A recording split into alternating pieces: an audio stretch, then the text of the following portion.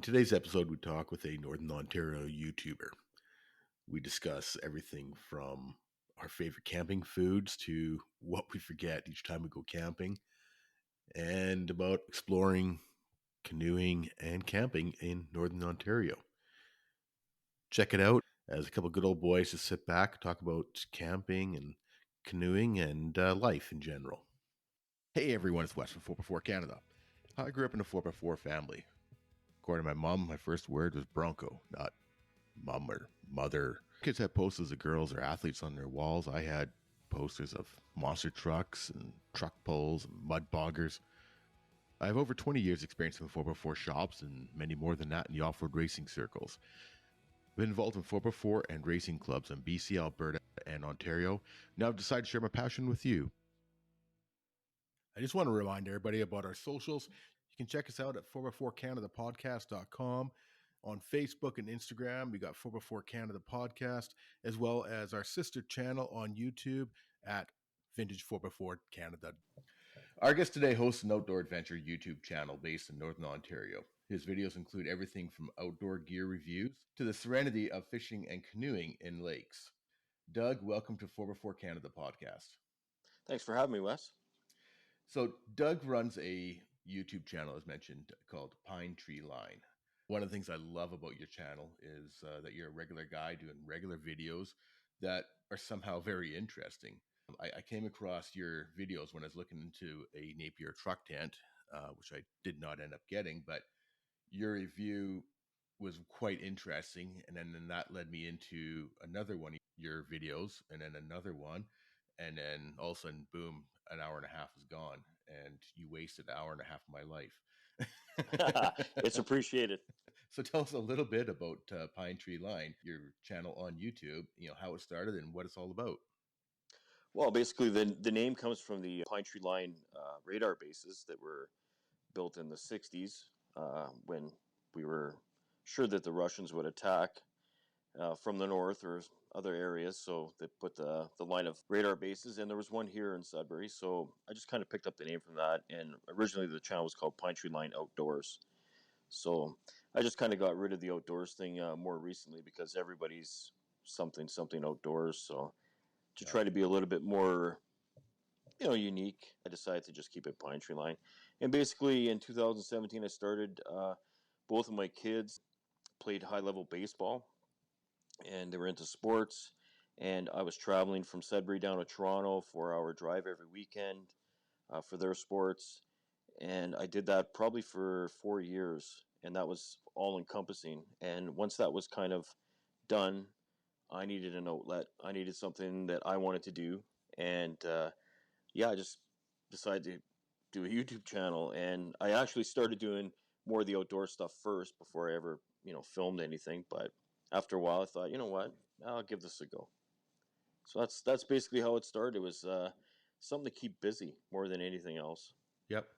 Well, definitely being outdoors keep you busy, but the filming and the editing adds a whole nother level to it for sure. Well, it's so much easier when you're just going out and enjoying it. When you actually have to film it, or you choose to film it and edit it, yeah, it's a lot more work. But when you have a passion for that filming and stuff, then it makes it all the more enjoyable. Yeah, no doubt. Of the videos that you've done recently of quiet canoeing while fishing, and canoe is your main water transportation, right? Yes, it is. My first mode of travel was a kayak, but it was an inflatable kayak because it was a cheap.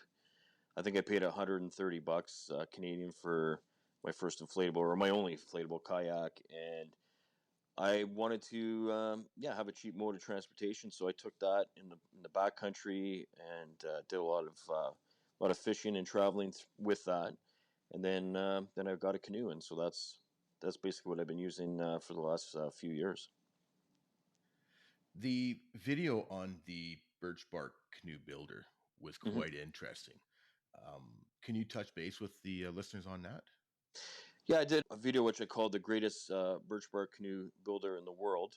Tom Byers is his name, and he lives nearby. He's just on the outskirts of Sudbury. And he's been building birch bark canoes for many years. My only regret on that video is I wish I had better equipment and would have filmed and got the audio a little bit better, because Tom's a very low talking gentleman. But Yep. nevertheless, I think the message got out there of how interesting it is that this guy takes a primitive approach to building canoes, something that we don't see a whole lot, and it was kind of like a look inside of what he does. Since a lot of people have watched the video, and since heard from other people that have been actually pretty upset that I coined him the greatest birch bark canoe builder in the world, and Tom did himself as well. Like, why not? And my thing is, I think it just draws people into to watch the video. But there are a lot of other pretty amazing people that build birch bark canoes as well. It's not a huge amount, obviously, but he's a terribly interesting guy, and yeah, I encourage people to watch that video just to get a grasp of why he even started.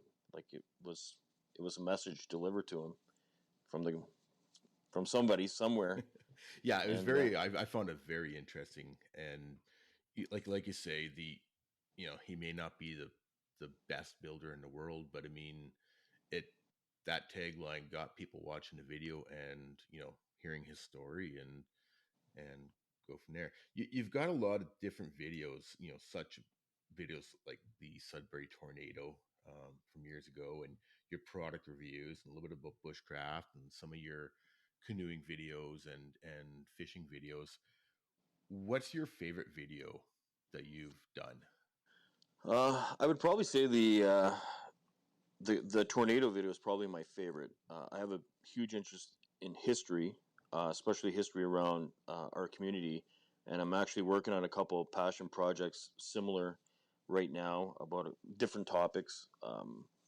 But I find the research that goes into that and sharing that information with a lot of people that were even unaware there was a tornado here in 1970, um, and then afterwards hearing from them and them commenting on the videos, saying where they were at the time and how it affected them or their family, was really, really cool. And it was really a real positive response to the video. So I would say that that's my favorite video. I think a lot of the reason I do a lot of different videos is probably not good for YouTube, because YouTube's big on niche videos where you stick to one topic and you Yep. just do that. But I have so many different interests within the outdoor world, which, I mean, if anybody loves the outdoors, they generally do hunting, fishing, boating, what have you. So to stick to one thing, just the idea of that was just kind of boring to me. So that's why there's a lot of different videos on my channel, because that's the stuff I'm interested in. And if I'm not interested in it, I don't feel passionate about doing a video about something I'm not interested in. So I'd say that the historical piece of the tornado video is definitely my favorite. Yeah, definitely. That's the one thing that I do find interesting about your channel, though, is that like yourself, I'm broad. I love history. I've been involved with a lot of history projects and that, so I love the history stuff. But I also love spending time in the water. I mean, this afternoon I'm going to go spend a couple hours on lake this afternoon myself, right? And Right on. on go camping. And that's actually one of the things about the before Canada podcast is they say market more of a niche. Chances are a lot of my listeners are like myself. They like talking about trucks, or they like going camping, or they like off-road racing or monster trucks or whatever, right? So with our podcast we're going to keep it a little bit broader range than what they say to do, and hopefully it'll work. It seems to work well for yourself as well as a variety of people too. So were you a outdoors kid? Was your family doing a lot of camping and fishing when you were a kid? I would say I was more of a sports kid, where I was more to playing hockey and baseball and football and that kind of stuff. Where my love of the outdoors came in, it was from my grandfather, who used to take me out to camp, and they camped on an island, and every summer I go out there for 3 or 4 weeks as part of my summer vacation, and that's where I got schooled on fishing and how to live in the outdoors and stuff like that. So that's my passion came from that, and I kind of got away from that as I got older. As you become a teenager and you get into doing other stuff and whatnot, you kind of get away from that sort of thing. And it took me a lot of years to get back to it, probably because, I end up having kids and then their interest in sports. and what have you. So yeah, I would say I was somewhat of an outdoors kid, but I wouldn't say I was a big time outdoors kid. But as you get older and you're looking for things to do, I just found the outdoors is a great thing that anybody can do, whether your physical abilities aren't as good or your knowledge isn't perfect. Believe me, I'm a big dude. I'm about 275. I'm not the most athletic guy, and I'm older. I'm 52 years old now, so I started this in my late 40s. But just the fact that I could get out and go hiking or challenge myself to do anything out in the outdoors, I'm just trying to encourage other people to do the same. Yeah, that's an excellent point. I mean, that's one that great thing about the outdoors is that you don't have to be, physical shape, and going outdoors is actually a good way to become more, whether you're out of shape or whether you have a knee problem or a back problem or whatever. Just getting outdoors. One thing that I've noticed is it's for me has been a huge mental thing. Um, and I was, my ex was talking. We are talking a while ago, and she said, "Thank you for introducing me to the mindfulness of the outdoors." She said before, she didn't do much camping. She hadn't been on a kayak and that, and she said she didn't realize how good the outdoors is for the mental soul. And Absolutely. it's, Yeah, it's freedom. yeah, right. I It's, mean, it's it's freedom in a world where we work. I suppose you work too, and yeah, working during the weekend. And I think you had mentioned earlier about being a weekend warrior, and I see myself the exact same way. Is I'm working all week to get to the weekend where I can do something that's frees my mind and my soul without getting like too deep. But yep. getting into the outdoors, makes you feel that way. Yeah, exactly. I mean, there's nothing like sitting on a kayak or canoe out in the middle of a lake and just the serenity of it all. And there's, a loon calling in the background and, there's eagles flying above. And it's just, and then also, being out with, friends camping and stuff like that. So it's definitely a huge, I find myself, that's one of my biggest reasons for going outside is just, I enjoy nature. I love nature. I love the trees, the fish, the lakes, but there's something to be said about the mental part of it as well too. I know you do a lot of fishing, and I've seen a couple of your videos where you have done some cooking of the fish that you've caught and that. What's your favorite camping food? Well, my favorite camping food would be fresh cooked fish, obviously, and steak. For some reason, steak over the open fire and fish, freshly cooked and some oil over the open fire is just it just tastes so awesome when in the backcountry because you're away from being at home and I don't know. It's just the environment. It's a big time environment thing. Yeah. So those are probably my two favorite things to eat in the backcountry. So what do you guys have for fish up by Sudbury? Is it a lot of pike and stuff like that, Yeah, or there's a lot of pike, walleye, trout, bass, a lot yeah? of bass. Okay. So I would say like walleyes are our premium catch here, and then trout and bass after that. We don't really pike is really good. Is a really good fish, but it's not fun to clean and stuff. And there's just so Yeah. many of them. We tend to throw those back and hope to get a catch onto a walleye or we call them pickerel here, but Right. Yeah. same Yeah, same it's a little thing. different than BC. I mean, we got so many trout out here, and there's so many variations of trout out here. Everything from your rainbows to your camel's trout to your kokanees, and Absolutely, yeah. it's So when you're cooking your fish, what do you are you just throw a little bit of salt and pepper on it, or what do you do with it? We usually are using some kind of mix, Yeah, so we'll throw the fish once filleted into a bag with the mix and get a light coating on it. Throw some yeah, oil in the pan and just do it that way. nice and And simple. yeah, nice and simple. And I think a lot of those mixes, they already have salt and pepper in the mix itself. So Yeah, yeah, that's yeah, about it. it's that's what I found myself with fish is there's a lot of fish that taste really good naturally, so just a little bit slight spices on it, and it tastes brings Yeah, that I think flavor out. I think where people make a mistake is they batter it. They put too much batter on it. You know, you want a nice light coating. And Yeah. fish is something else. You don't want to really overcook either. Yeah. You know, Yeah. that's you Gets got to be mushy careful. and Yeah, it's not as good when it's overcooked. So yeah. you got to tend to it and make sure that it's done well. Yeah, exactly. And around, I mean, a lot of times around the campfire, we're having a drink and stuff like that. I don't know if you drink alcohol or not, but what do you usually have for an after dinner beverage? I'm usually drinking MGD. I'm Yep.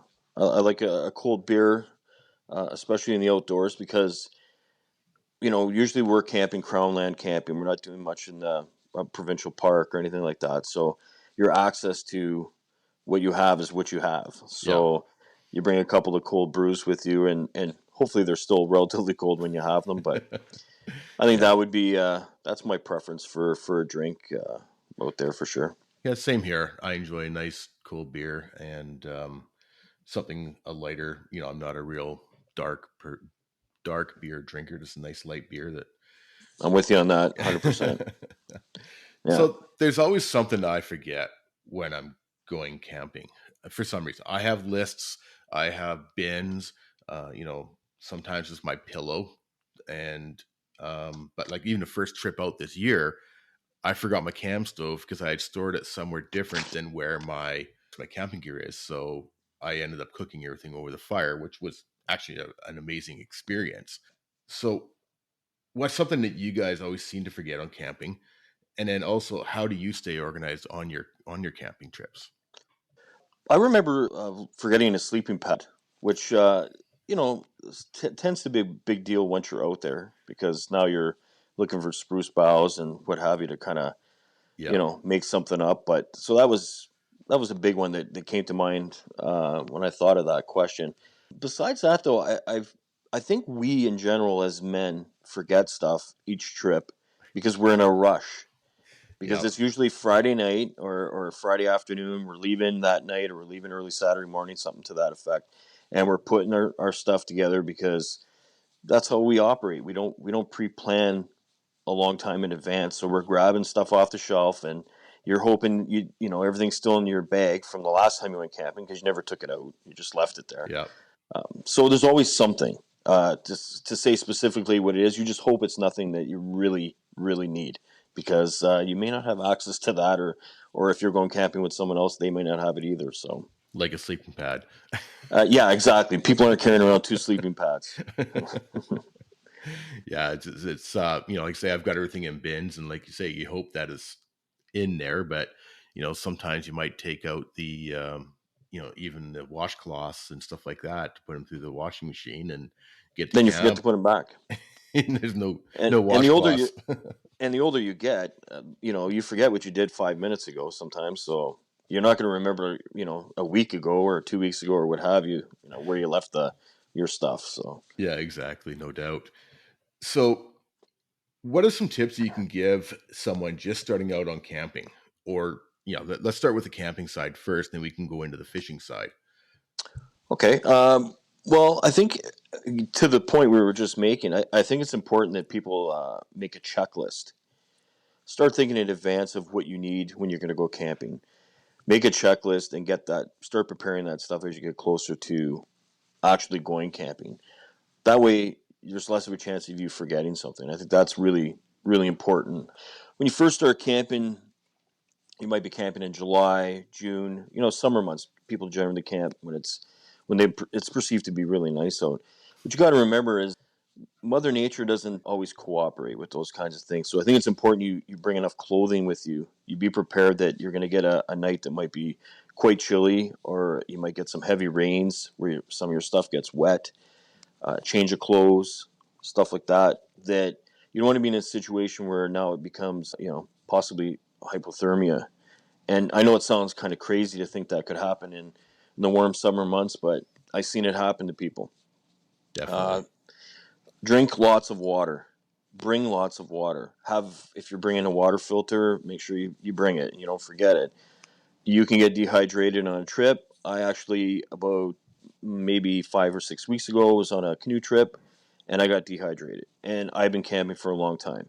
So everybody makes mistakes and, doesn't think. I didn't think to drink. I had water with me. I had a water filtration system. I could have drank. I didn't. I forgot to drink out there, and it really bit me in the ass. So, make sure you're bringing enough water, or you have a water filtration system so that you're not, left in the dust, because that beer you brought's not going to help you hydrate, right? It'll make it worse, actually. Yeah, Right. exactly. It'll So, dehydrate you. So yeah. that's another thing. Another suggestion, if you're just starting out, is bring more than one way to start a fire. So if you're bringing a Bic lighter, bring some matches with you, maybe some weatherproof matches. If you're gonna, or a fire starter, a ferro rod, something else to light a fire. Because if your Bic lighter decides it's not going to work, now you're again potentially in an emergency situation that you don't want to be in. So that's another important thing. A proper sleeping bag. Sometimes we don't bring for the season the proper sleeping bag. It's going to be too light. If you're too warm, that's never going to be an issue. Yeah. But if you don't bring a warm enough sleeping bag, that could be. And the other big thing that I would suggest is have a map, have a compass, especially if you don't have cell service. Have an idea where you are and where you came from. And I'm talking more if you're going to backcountry camping or crownland camping. You want to know how to get out of there and roughly where you are, because I think a lot of people, so you start following a trail and you get somewhere and it seems easy, but things can change quickly, and the next day it doesn't look the same as it did the day before. So I think some form of navigation is a smart thing too. Definitely. And one of the big things too is, even if you're going somewhere that has cell service, let somebody know where you're Absolutely. going. And when you're back on the road heading home, throw them a quick text, "Hey, we're heading home."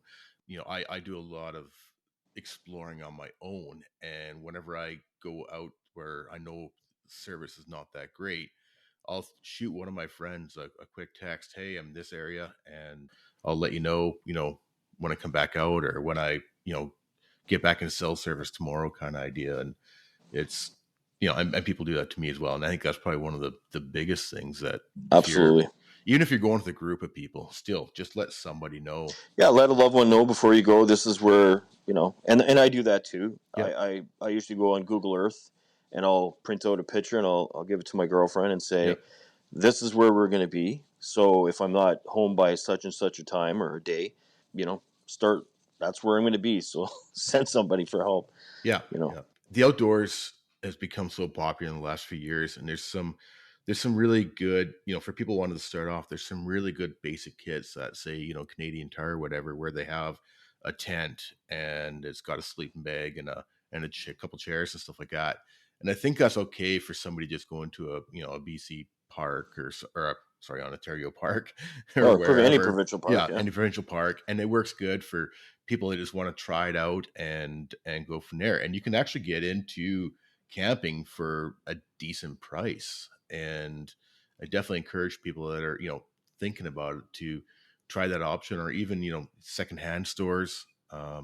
I've bought some of my cast iron from secondhand stores and stuff like that. And basically, I would just recommend people to just get out and do it.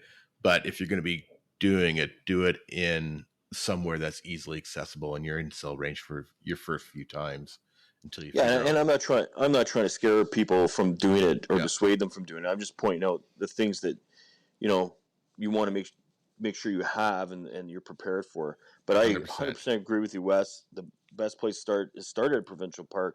Start in areas where there's other people that can be help. Help is right there. Cell phone coverage, another great idea. Yep. Yeah, I Yep. couldn't agree more. Yeah, I do agree with you about, if you are going outdoor or farther out, keeping that line of communication open and stuff like that. I've actually been looking at getting a Zoleo myself. Yeah, Um, yeah. A lot of those things are Garmin InReach, or yeah. there's a lot of different types of devices like that. And I'm lucky. A buddy of mine that I do a lot of camping with, he has one. Yeah. So, but I've also been with him when it's been unable to reach our loved ones to say we're there safe. So nothing's perfect. Nothing's Yeah. perfect. So make sure you're telling, like you said, no matter where you're going, no matter what equipment you have or who you're with, it's always a good idea to mention to someone exactly where you'll be. Yeah, for sure. Definitely. Is there, um, So what about getting into fishing? I mean, you're a big fisherman, obviously. Is there anything you would any tips you would have for new people? Well, I would say that I would correct you on saying I'm a big fisherman because I fish. But I can tell you in my community here, the man or woman next door is probably a better fisherman than I am. Yes, I can fish and I understand how to fish and all that stuff. But yeah, as far as big time fishermen, some of the guys I go out with, those guys are big time fishermen. Yeah. So I rely on, and I've learned a lot from them. Again, mentioning my grandfather, he taught me a lot too from the past and stuff like that. Um, but anyways, I forgot what your original question was. I got thrown off on the big time fisherman.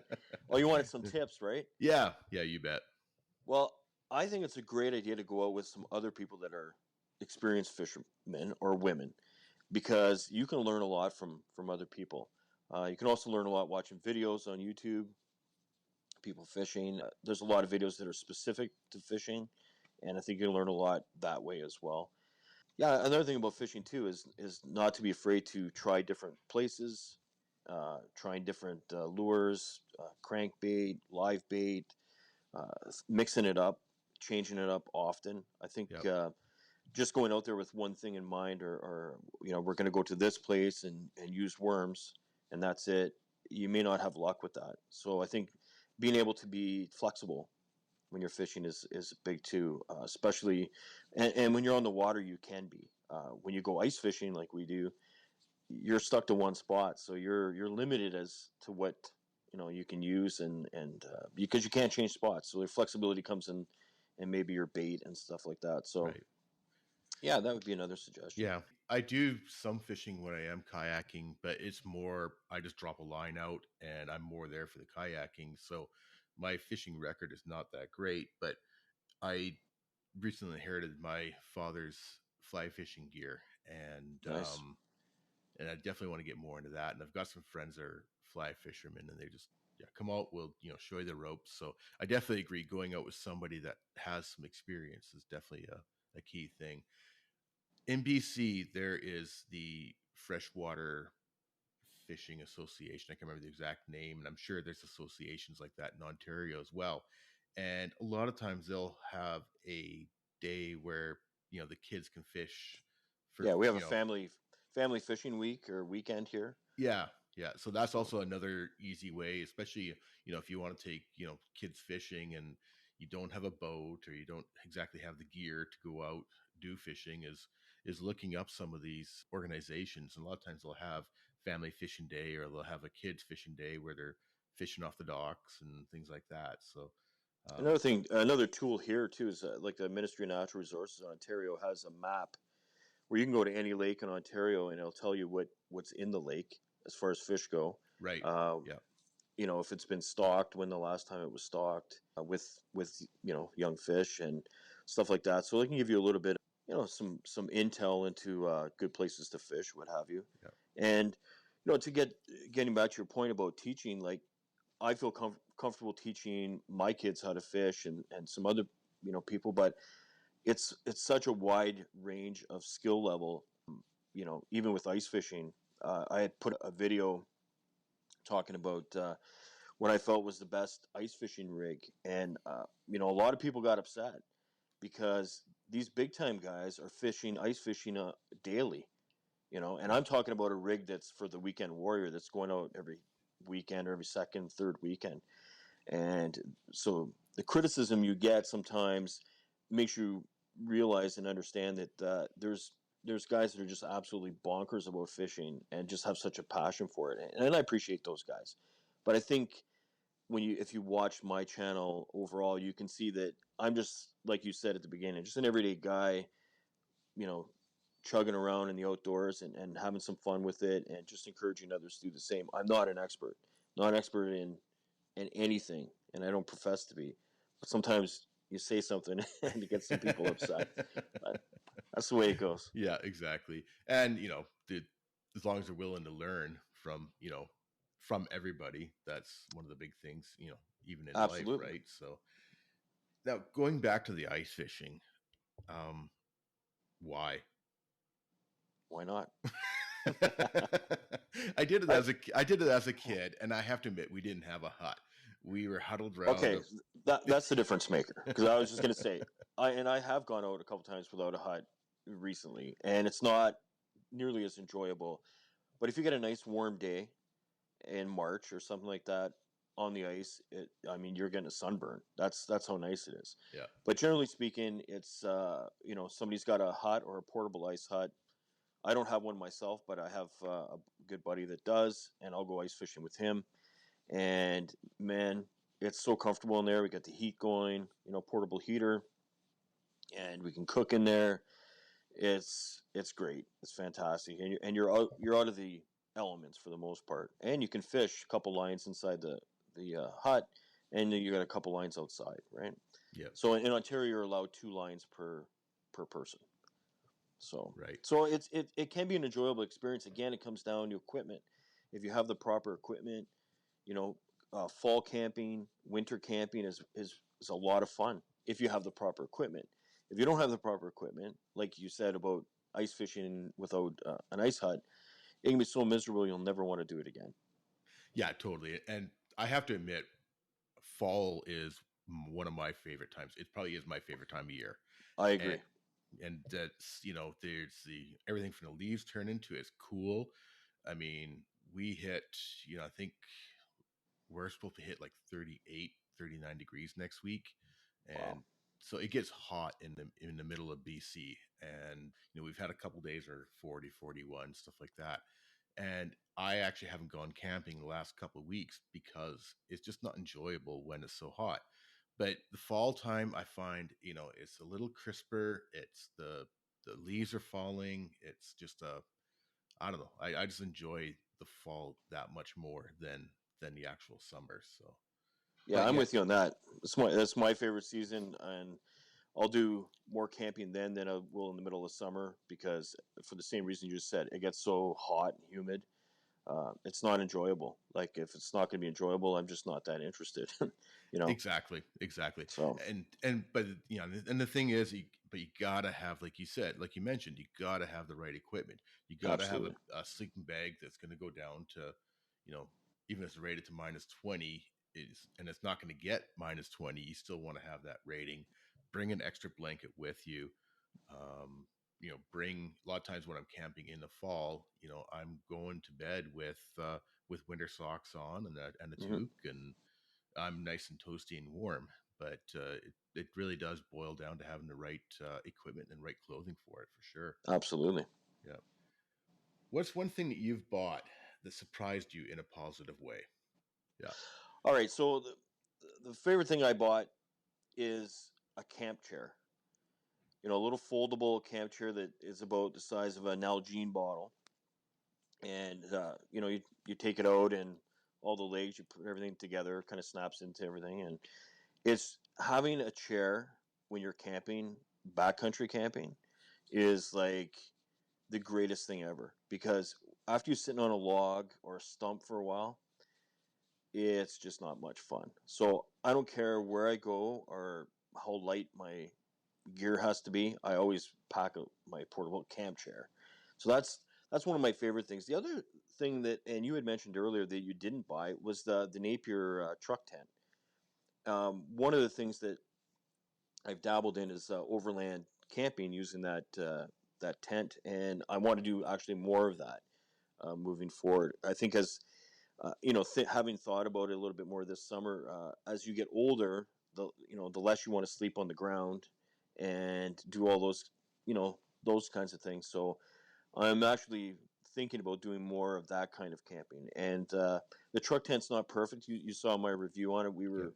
were pretty very honest about it, Yeah. and wasn't always complimentary, but it's an affordable way to get into overland camping because some of the other rigs are quite expensive. So, yeah, I think that was a surprise. I didn't. My buddy Jamie, who's does some videos with me, he was the one that kind of encouraged me and each of us to buy one, and actually turned out to really like it. So Yeah. I that was a surprise. definitely the Napier truck tent really interests me. It's you're up off the ground, but you're not having to do the price point of a rooftop tent. And Exactly. I've had rooftop tent before, and one of the biggest struggles I had was what I do with the kayaks after, right? So Mm, before they were on an SUV, and so there's a truck tent, and then the kayak would have to go on top. Now that I've got the Tacoma, I could put the rooftop tent a little lower, so it's cab height, and then go from there. But the rack that I picked up, the reason I didn't go with the Napier truck tent after watching your video was just after that I bought a rack for the kayak that ended up that the Napier the truck tent would not work well with my rack, and so I think that's sort of okay. the reason I held off, and I eventually want to go to a canopy with a roof rack and then build a sleep-in platform and that inside the canopy. So, but Oh, nice.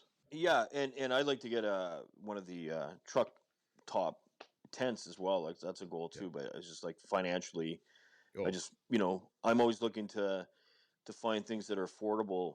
Especially when you're trying stuff out and you want to see if you like it or not. But like thinking now that moving forward, I want to do a little bit more of that. Then that eventually will be a goal. But the yeah, Napier, not and it's not specific to Napier because I mean, I'm sure there's other companies that make a similar style tent now. Um, it's just like I said, it allows the flexibility for a low cost to give it a go, and you get a general idea what what kind of camping that would be, yep. and how much you'd like it or not. Yeah, I actually have some friends that have bought one recently, and they absolutely love it. It's quick and Yeah. easy to set up, and like you say, it doesn't have the cost of a rooftop tent, and it's quite a neat little system. Going back to the chairs, that's something that's actually been bugging me a little bit lately. So I've got one of those big Costco chairs with the fold-out Mm. table and stuff like that. And one of my struggles in going to my newer Tacoma is that I've only got an extra cab. I don't have the four doors because I wanted a long box because I wanted to sleep in it. And my chair is so big and bulky when I'm bringing it. So have you found that those smaller fold-up ones are actually, comfortable? I'm a big guy, like a bigger guy like yourself, Yeah. and that's one of my things is, are they actually comfortable? Can I actually get out of the thing and not have to roll on the ground to get up? Well, you have to really kind of shop around. The one I have is not a terribly expensive one, and there are times where it's a bit of a struggle to get out of it. I have to say, or you might be in some soft dirt, what have you, and it sinks a little bit. It's very comfortable once you're in it, but I Yeah, mean, getting out of it could be a bit of a struggle. So I would shop around. I've seen some other people with some taller ones, but the same kind of idea that they pack like that, where they pack into a small, yeah, you know, um, package. And I think like I have one of those Costco chairs, the one without the table though, but just the chair, and I love that chair. But it only folds once, and like unless you have like you're saying some room in your cab for it, which I have a quad cab, so I'm okay if I'm camping that way. yeah, But for yourself, I would definitely look into the somewhat bigger or taller chairs that they have that are foldable because there are some out there. yeah, The weight on it, like the allowable weight, because that's yeah. the other thing I have to look for too. Like I have to look for something that's going to hold up to 300 pounds because some of these other rinky dink outfits, those little aluminum bars will fold pretty quickly, like a cheap tent. Yeah, exactly. Like those 9.99 chairs you see at Superstore or something. Yeah, exactly, exactly. Yeah. One of the other things that I thought about recently is because we've had such a wet spring here in the West, and the bugs have just been absolutely nuts. I don't know how they've been up there, but I know that Northern Ontario, the mosquitoes can pack off small dogs. They're so big. They're relentless. What are you using for bug spray when you're out there?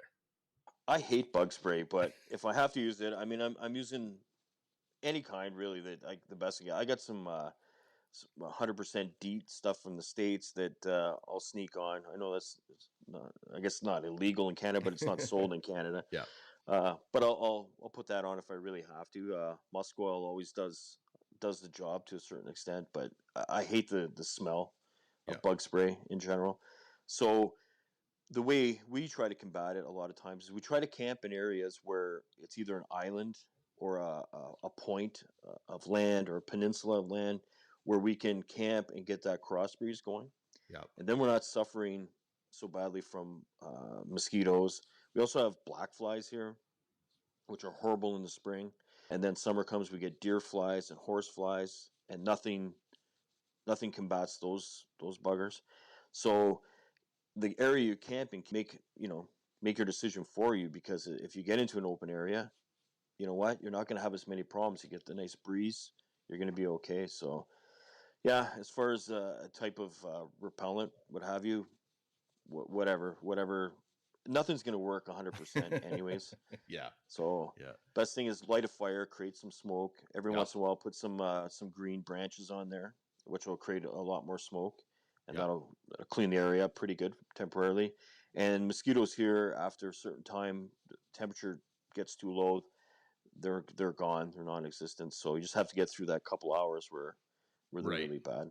Yeah. Yeah. That's what I ended up doing a couple weeks ago, was just, finding an area that had a little bit of a breeze, but also, like you say, throwing on some of that green wood just to Yeah, create some smoke. And I use muskol. I found that to be one of the better ones. But like you say, it's stinky, it's slimy, yeah. you know, I haven't tried any of those ones you put on your belt or whatever. I haven't tried any of those packs yet, but I have one, and it seems to work okay. yeah, Uh, but I don't like carrying it around on me, so that's I exactly it. so I'll bring it, and I'll have it sitting on the ground beside me or something like that, and whatever it can do, it can do. But they're kind of bulky and get Yeah. in the way, especially if you're trying to slide into one of those little camp chairs and it's on your belt buckle. Exactly, right? Yeah, Exactly. So, yeah. yeah, what do you look for in a campsite? So, like I've already mentioned, I'm looking for islands or peninsulas or points where we can get a good breeze through there. I'm looking for areas that are less used. Particularly, we have a black bear, not problem, but we have to coexist with black bears. So now you Mhm. guys have grizzly bears out there and brown black bears. Yeah. But generally speaking, my experience in the backcountry where we like to camp is you don't really see them too often, and if you do, they're out of there because they're not habituated to humans, where like Yeah. they are in like provincial campsites here and stuff like that. So that's why I prefer to go into somewhere that's less used. I want access to wood. A lot of campsites or there's hardly any wood. Even crownland campsites, they've been well used. Yeah. So wood will be a premium. So you want to make sure you have access to wood, whether you can paddle to a different area or hike to a different area to get some wood. That's one of the ones that, especially when you're in fall, winter, or spring, you're going to be, the fire is going to be an important part. Yeah. I'm looking for, make sure there's enough flat spots for a tent or two, depending if you're camping with someone or not. You might want to make sure you have some coverage with some trees. In terms, you want to put up a tarp if you're going to run into some rain or something like that. Like to have some rocks nearby. If there's not a fire pit already made, you want to make a fire pit. You want to have some rocks around it. Fire safety is a big thing too, because obviously in the summer we're dealing with some hot weather, and you're responsible for your campsite. You're responsible for your fire, and you have to be very careful to make sure that you're building a proper fire and extinguishing the fire as well, because stuff under the ground can smolder and catch fire too, root systems and stuff. So Yeah. those are some of the things I look for when I'm camping. Yeah, definitely in regards to fire. I mean, I've watched a guy bring up 3 buckets of water from a lake and leave, and then I assumed it was out as well. And 20 minutes later, there's a little flame going. The wind picked right up, and I'm Yeah, like, it's crazy. he brought 3 buckets of water. How is this, going? Kind of idea. How is this We, possible? yeah, exactly. We've actually just got a campfire ban as of a couple days ago. I don't know if you guys get them up in Oh northern yeah, Ontario. Yeah, yeah, we'll get them every once in a while. We yeah. had one. We had one earlier this spring actually, Oh yeah, yeah, but it's been good ever since. So yeah. We get them pretty much every year, especially in the interior where it is dry and warm. But it's a little later this year. Quite often it'll come out in June, and it just came out the other day at beginning of August. That's one of the reasons I spent like 6 weekends in a row out camping, is to right. so I could have a campfire, but also to escape the smoke of the wildfires that I know is going to eventually happen. And Yeah, and we've been really lucky this year, and I know we've sent some firefighters out your way yeah, to help you guys out, as you guys send people our way when our fires are out of control too. yeah, Um, but I, like you, it's not much fun camping without a campfire. Like it's, I don't see the point really. yeah, So yeah. yeah, it's a big deal. It's a big deal. I know a lot of people have the propane, like if they're car camping, they'll bring Hmm. their propane ones, and they're okay. It does the trick kind of idea, right? But But it's not the same. you don't get the smell, you don't get the little pop here and there, and the Yeah, it's crackle, just and it's a comfort thing, right? yeah, It's I mean it's for warmth, it's for cooking, it's for to keep animals away, yep, but it's also just a comfort thing. And I mean, I don't know about you, but I mean, I can spend hours sitting there watching a fire, yeah, but I watch 10 minutes of TV sometimes, and I like I got to move or do something different. yeah, So yeah, there's something about it that's intoxicating. So yeah, it's definitely nice to be able definitely to have for a sure. fire. I've actually started this year, if I do go camping by myself, bring in books, and it's amazing how comforting it is to sit by a campfire with a book and read. And Great it's idea. yeah, I for some reason I didn't really think much of it before, but this year I've really enjoyed it. Speaking of fires, how do you start your fires? What do you use for fire starter? Well, because got the YouTube channel. A lot of times we're using the ferro rod, Right. and because it's more romantic. It looks cool, and it's good to keep up your skills with that kind of stuff. Yep. Yep. But a lot of times just using I got some wooden matches, or I always carry a Bic lighter as part of my everyday carry kind of thing. Yep. So it's nothing specific, but depending what time of year, I might use a fire starter. I use the some plugs, Yep. that have the cotton infused cotton. So I'll use those to help the fire get started. But yeah, whatever is available. But I Yeah. mean, for a video, it looks cooler to use like a ferro rod, and it's some fun too. So I do it sometimes just for the heck of it, just to prove I can to myself I can do it and yeah, make me feel more of exactly. a manly man.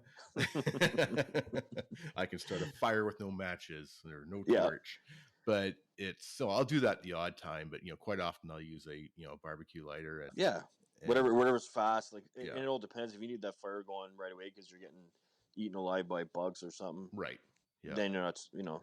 I'm not so worried about the filming part of it. I'll just let's just get it going. Yeah, exactly. Quite often I use the toilet paper rolls and I put my lint and stuff like that in those, and Perfect. it's a good way to so I don't have to throw that stuff out. But Yeah. sometimes it actually works not bad, and sometimes not as great. But Well, you'll find sometimes it's so wet in the bush and stuff. It's hard to get a fire going. Like when people watch Alone or one of these series and people are having difficulty getting a fire starter. It's no joke. It's like it is hard. It is it really is, hard. yeah, So having some dry some lint or whatever. We're blessed here with birch trees like yeah, crazy, and birch bark is just like a wonderful fire starter. So it's a little easier for us here for that. You know, yeah. Birch is definitely one of the best fire starters you'll have. I wonder what the future holds for our youth when it comes to the outdoors.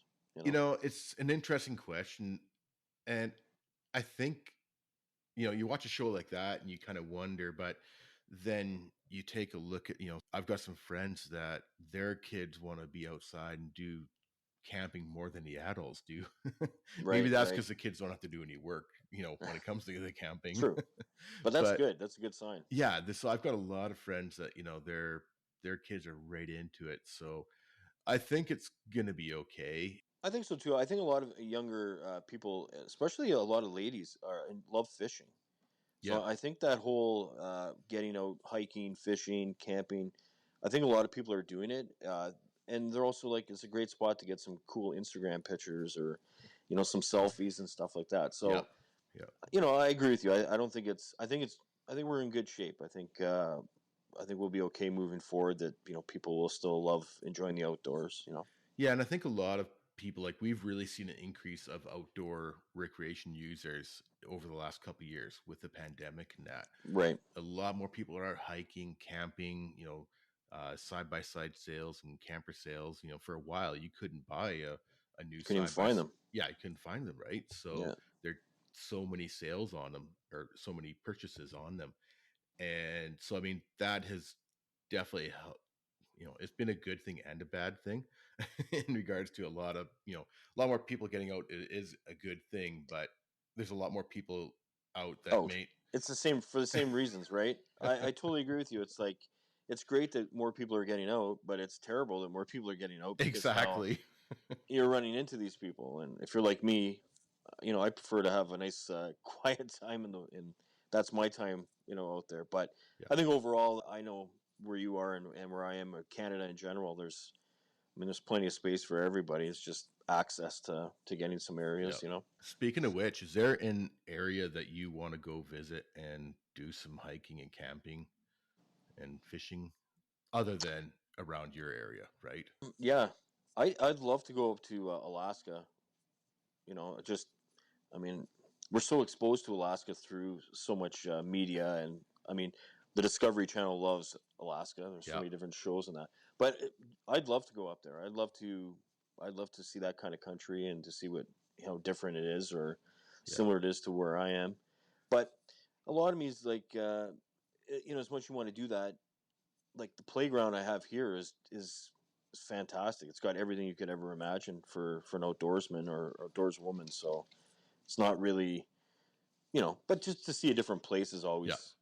always Yeah, for sure. interesting. Or Yeah, I you definitely know, agree with you. I mean, Tuktoyaktuk, the road up to the Arctic Circle, that's high on my list. But with gas prices the way they've been, that's not going to happen. So yeah. I've been spending a lot more time this year within an hour or two of Kamloops, and I've actually discovered some new areas to me that I didn't know exist, and they've recently become some of my favorite areas.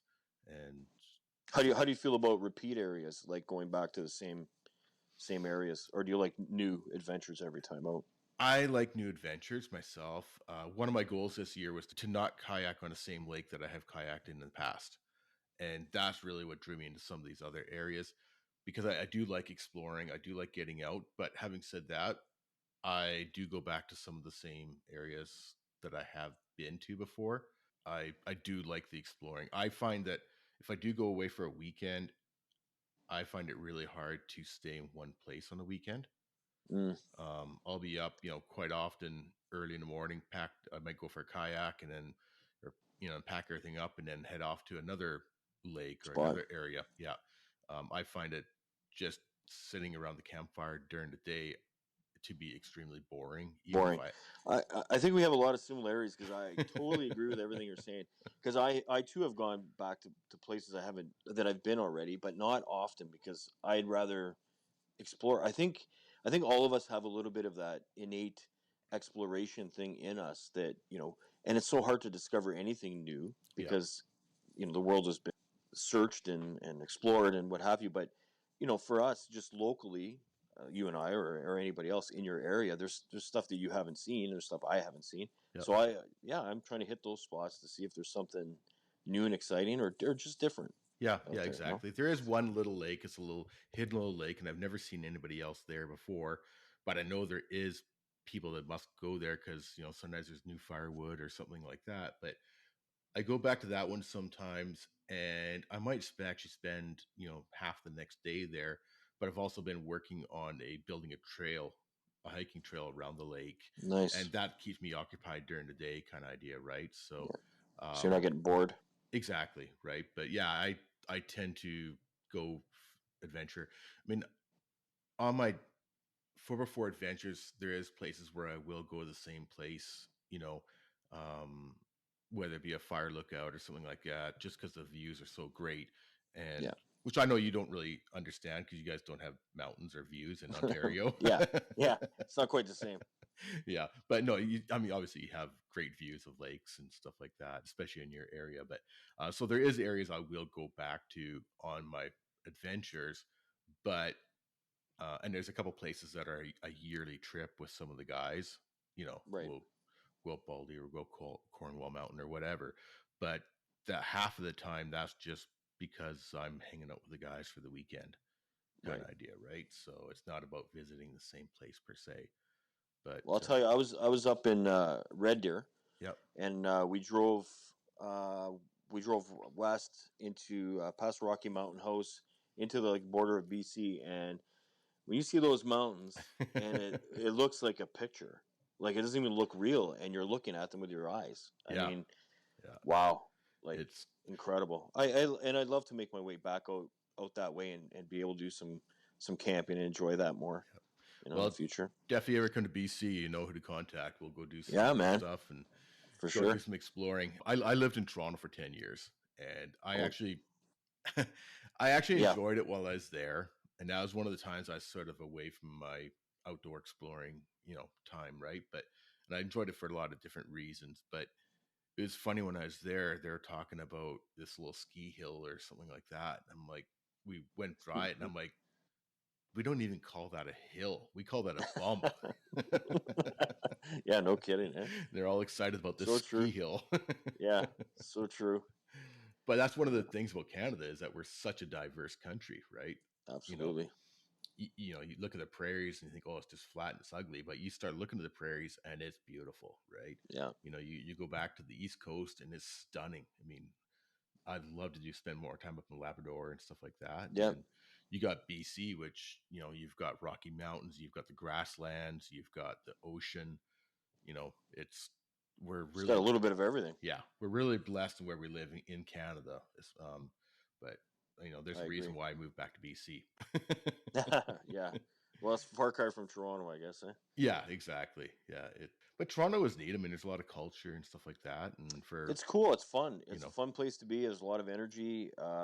And again, like you, I spent a lot of time down there, prior to starting this stuff again, and it was great. I really enjoyed it. I even considered moving there myself. yep, But once you get away from it, and then you start appreciating different things, you're like, I don't think I want to do that. And maybe age has something to do with that too. yeah, You know, yeah. Asia, yeah, definitely does. You're into the more the some of the other things like some of the parties or the the games that you go to or stuff like that. concerts, whatever. Yeah. Exactly right, but and the culture, like I say, the culture is just absolutely incredible. But I found that when I moved back to the middle of British Columbia, and I mean I could live anywhere in Canada I want, and I've lived other places. I've lived in Calgary, Vancouver, Toronto, and I can live anywhere. But I've chose Kamloops because it's partially because my family's here, but also we've got everything. We've got mountains. We've got mountain biking. We've got world class mountain biking.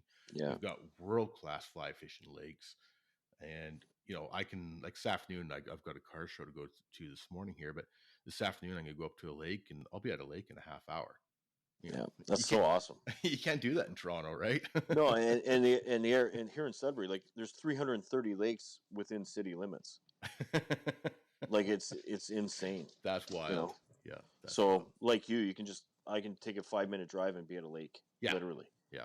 And And quite often I'll do that for dinner. yeah, Like, within 10 minutes or something like that. And I'll grab something on the go or whether I grab something out of the kitchen and go sit at a lake for, just enjoy it. exactly. So, Yeah, yeah, yeah, for definitely. sure. The last question is there anybody that you'd like to listen to on the Canada 4x4 podcast? I would love, and I've listened to him before, but I love listening to him. Is a guy named Justin Barber. Mm-hmm. He's from Newfoundland, Yep. and he's an explorer. He's a modern day explorer, and he's a extremely nice guy, and he's extremely interesting in the adventures he does. And I think and he's on YouTube as well. Yep. But I think what separates him from he doesn't follow any trends on YouTube with all the other outdoors people. Where a lot of times we tend to copy each other or what have you. He's got his own. He kind of does his own thing, and he doesn't get caught up in that kind of stuff. And yeah, I would Nice. love to hear you talk to him. Yeah, I've Oh, heard there's my the. dog. There's my dog, by the way. There's Storm. I've heard this name, but I think I've watched one or two, but I got definitely have to check him out now. And Yeah, he's a good dude. cool, He's a good. good dude. We'll have to check And him and out. I've like privately messaged him on Instagram. I had bought one of his. I think he only has one book right now, but I think he's doing another. But bought his book, and he got back to me, and he was like, oh, you have a great place to hang out there in Northern Ontario. Like, so he obviously did a little bit deeper research than just answering my question, Yeah, which I which is nice. appreciated, because as far as YouTube goes, I'm just a small timer, right? Yep. And Yeah, he's a good dude, and I think it'd be interesting content for you for sure. Definitely. Yeah, no, I'll have to check him out for sure. Once again, we're talking to Doug from Pinetree Line, and he's got a YouTube channel under the same name, and a lot of really interesting videos, talking about different things. I mean, it's everything from, quiet camping and canoeing, and right up into some really neat history videos and a lot of, I've learned a lot about the Sudbury area through your videos. I mean, I've driven by, but I've never spent any time there, right? So it was really neat to see another part of, to watch another part of the country that I'm not used to. So, Awesome. but yeah, definitely check out Doug on Pine Tree Line on YouTube. And once again, Doug, I really appreciate you coming on board. Thanks for having me, Wes. It was a lot of fun, and I enjoyed talking the outdoors with you, buddy. You betcha.